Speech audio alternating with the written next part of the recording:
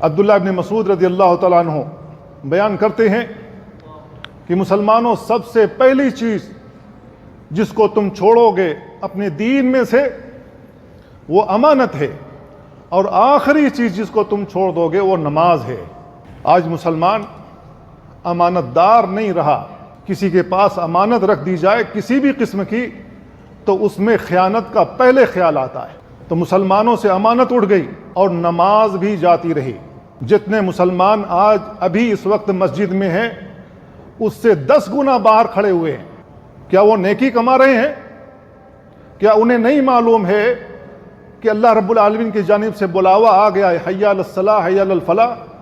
क्या उनके कानों में यह आवाज़ नहीं पड़ी?